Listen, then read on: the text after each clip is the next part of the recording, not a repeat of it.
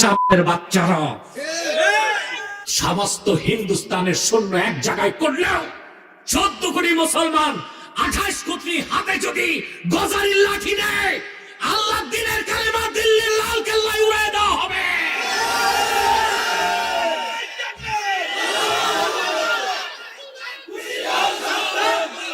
মমতা ব্যানার্জি বাংলাদেশের স্বাধীনতার বিরুদ্ধে যে বক্তব্য দিয়েছে, 24 ঘন্টার মধ্যে পররাষ্ট্র উপদেষ্টাকে ভারতের রাষ্ট্রদূতকে তলব করে শোকজ করতে হবে, নতুবা বাংলাদেশের মানুষ ভারতের যে দূতাবাস আছে তা ঘেরাও করবে, প্রত্যেকটা ঈদকে আলাদা করে দিবে বাংলাদেশের মুসলমান।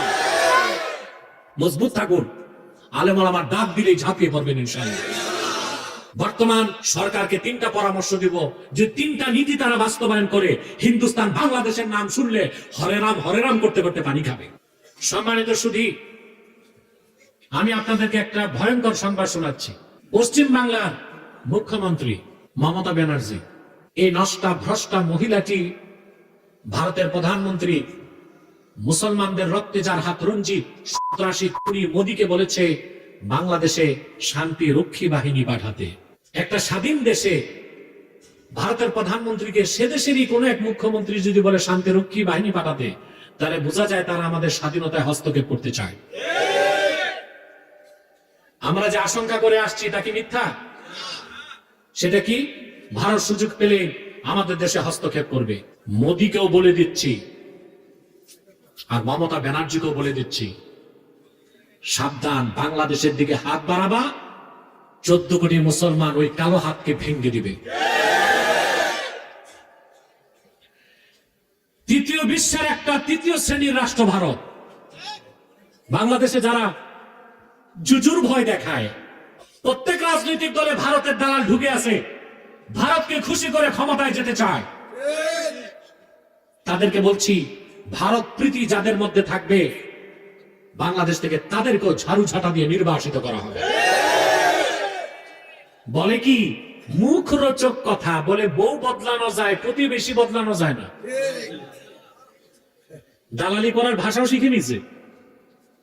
বেটা তুমি প্রতিবেশী বানাও, ভারত তো তোমার প্রতিবেশী মানে না, বাংলাদেশের স্বাধীনতায় হাত দিতে চায়। যতবার বাংলাদেশের সাথে বৈঠক হয়েছে ভারতের তিস্তা চুক্তি নিয়ে, পশ্চিম বাংলার মমতা বাধা দিয়েছে, তিস্তা ব্যারেজ করতে দেয়নি। আমাদেরকে বর্ষা মৌসুমে পানি দিয়ে মারে, শুকনা মৌসুমে পানি আটকায়। ওরা পানি দেয় আর আমরা ইলিশ মাছ চাষ করে ওদেরকে পাঠাই। ওরা শুধু নেয়, আমাদেরকে দিতে চায় না। বাংলাদেশের পরীক্ষিত শত্রু হচ্ছে হিন্দুস্তান। তার সাথে বাংলাদেশের কোনো বন্ধুত্বপূর্ণ সম্পর্ক থাকতে পারে না। বলে প্রতিবেশী তো সম্পর্ক রাখতে হয়। উত্তর কোরিয়ার পাশে দক্ষিণ কোরিয়া, উত্তর কোরিয়ার নিকট প্রতিবেশী দক্ষিণ কোরিয়া। আপনারা জানেন দক্ষিণ কোরিয়া থেকে মানুষ তো দূরে থাক, একটা বিড়ালও উত্তর কোরিয়ায় ঢুকতে পারে না। ওরা প্রতিবেশী বুঝে না। আমেরিকার নিকট প্রতিবেশী মেক্সিকো, আমেরিকা মোটা কাঁটা তারের বেড়া দিয়ে মেক্সিকো আলাদা করে রাখছে, প্রতিবেশী সম্পর্ক নাই, কারণ শত্রু তো শত্রুই। ভারত কাঁটা তারের বেড়া দিয়ে আমাদের দেশের লোক যাইতে দেয় না, কিন্তু ওদের দেশের চোর চামার আর ফেন্সিডিল ব্যবসায়ীকে ঢুকায়। ফারাক্কায় বাদ দিয়া পানি দিয়ে আমাদেরকে কষ্ট দেয়, ভেজাল ওষুধ পাঠায় আমার দেশের মানুষগুলোকে হত্যা করে। বাংলাদেশের 16 বছর যারা নির্যাতন করেছে তাদেরকে হিন্দুস্তান সহযোগিতা করেছে। এদেশের আলেম ওলামার উপর যত নির্যাতন নিপীড়ন হয়েছে ভারতের পরামর্শ হয়েছে। বাংলাদেশের স্বাধীনতার শত্রু হিন্দুস্তান, মমতা ব্যানার্জির কথায় তা প্রকাশ পেয়েছে। বাংলাদেশের নিজেরই তো শান্তিরক্ষী বাহিনী আছে। আফ্রিকা মহাদেশে, উগান্ডাতে, বুরুন্ডিতে, নাইজেরিয়াতে, বিভিন্ন দেশে বাংলাদেশের সাহসী সেনাবাহিনী শান্তিরক্ষী হিসেবে দায়িত্ব পালন করে। তা বাংলাদেশের শান্তি রক্ষায় কি আমার দেশের সেনাবাহিনী ব্যর্থ হয়ে গেছে? যে আমেরিকাকে বলে শান্তিরক্ষী বাহিনী পাঠাবে, ফন্দি এইটা যে আমেরিকাকে বলবে শান্তিরক্ষীর অনুমতি দেন, আমি আমার বাহিনী পাঠাই। বেটা চালালের বাচ্চারা, সমস্ত হিন্দুস্তানের সৈন্য এক জায়গায় করলেও 14 কোটি মুসলমান 28 কোটি হাতে যদি গজারির লাঠি নেয়, আল্লাহ দিনের কালেমা দিল্লির লাল কেল্লায় উড়িয়ে দেওয়া হবে।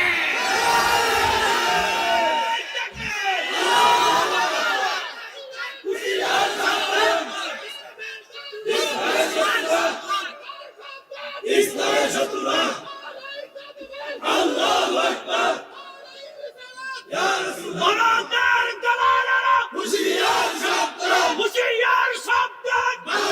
সম্মানিত সুধী, মমতা ব্যানার্জি বাংলাদেশের স্বাধীনতার বিরুদ্ধে যে বক্তব্য দিয়েছে, 24 ঘন্টার মধ্যে পররাষ্ট্র উপদেষ্টাকে ভারতের রাষ্ট্রদূতকে তলব করে শোকজ করতে হবে, নতুবা বাংলাদেশের মানুষ ভারতের যে দূতাবাস আছে তা ঘেরাও করবে, প্রত্যেকটা ঈদকে আলাদা করে দিবে বাংলাদেশের মুসলমান। মজবুত থাকুন, আলেম ওলামা ডাক দিলেই ঝাঁপিয়ে পড়বেন ইনশাআল্লাহ। আমি বর্তমান সরকারকে 3টা পরামর্শ দিব, যে 3টা নীতি তারা বাস্তবায়ন করে হিন্দুস্তান বাংলাদেশের নাম শুনলে হরে রাম করতে করতে পানি খাবে। প্রথম নীতি, ভারতের বাংলাদেশের পাশে হচ্ছে শিলিগুড়ি করিডোর, চিকেন নেক বলা হয়।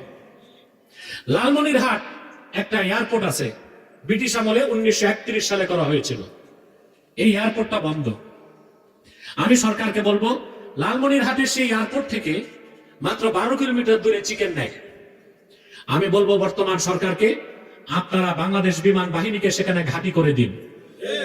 তার মাত্র 3 মিনিটের মাথায় ওই এয়ারপোর্ট থেকে বাংলাদেশ যারা এয়ারফোর্স, তারা চিকেন নেককে কেটে দিলে, আঘাত করলে ভারত থেকে 7 সিস্টার আলাদা হয়ে যাবে।